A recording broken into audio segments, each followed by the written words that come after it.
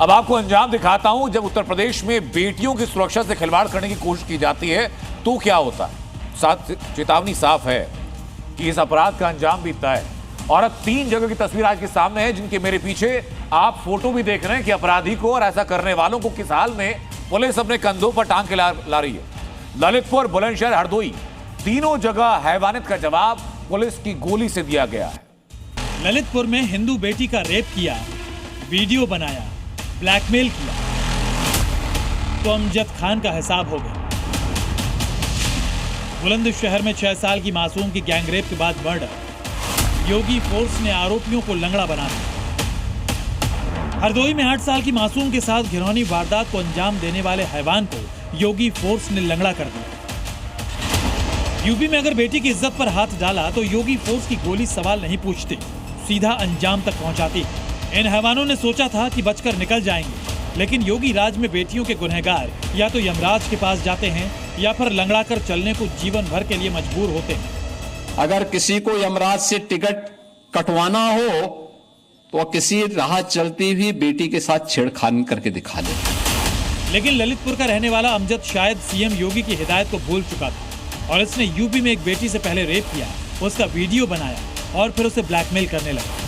लेकिन जैसे ही इस शैतान की शिकायत योगी फोर्स को मिली तो उसके पांव में पीतल ठोक दिया। अभियुक्त के बाएं पैर में गोली लगी है तथा अभियुक्त के कब्जे से एक अदद देशी तमंचा, एक जिंदा तथा 2 खोखा कारतूस बरामद हुए हैं। अभियुक्त को प्राथमिक उपचार हेतु CSC बानपुर भेजा गया। आवश्यक विधिक कार्रवाई की जा रही है। ललितपुर के हैवान पर सिर्फ एक बेटी से रेप का आरोप नहीं है। जांच में पता चला है कि अमजद कई हिंदू लड़कियों को ब्लैकमेल भी कर रहा था, जिसके बाद से ही इसकी तलाश थी। लेकिन जब पुलिस से इसका सामना हुआ तो अमजद ने पुलिस पर ताबड़तोड़ फायरिंग शुरू कर दी। लेकिन योगी फोर्स के काउंटर अटैक ने लंगड़ा बना दिया। बुलंदशहर के भी हैवान का योगी फोर्स ने हिसाब कर दिया।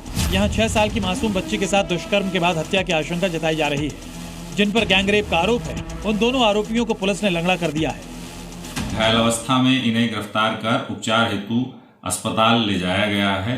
प्राथमिक पूछताछ में इनके द्वारा घटना में संलिप्तता स्वीकार की गई है। अग्रिम विधिक कार्रवाई की जा रही है। हालांकि पुलिस इस मामले के हर एंगल से जांच कर रही है। पोस्टमार्टम रिपोर्ट और फॉरेंसिक जांच के बाद कई अहम खुलासे होने की उम्मीद है। हरदोई में भी मासूम से दरिंदगी करने वाले को यूपी पुलिस ने लंगड़ा बनाकर सलाखों के पीछे पहुंचा दिया है। इसने 8 साल की मासूम को हैवानियत का शिकार बनाया था, मगर योगी फोर्स ने इसका हिसाब बराबर कर दिया।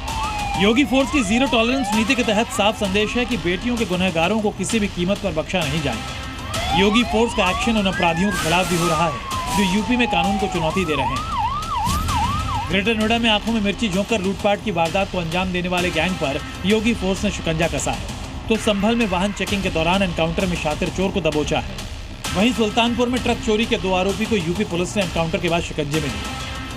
नए साल के तीसरे दिन एनकाउंटर के साथ योगी फोर्स 300 की स्ट्राइक रेट से एक्शन में और मैसेज क्लियर है कि 25 वाला तेवर 26 में भी जारी रहेगा और शहर शहर अपराधियों का यूं ही हिसाब होता रहेगा। ब्यूरो रिपोर्ट, जी मीडिया।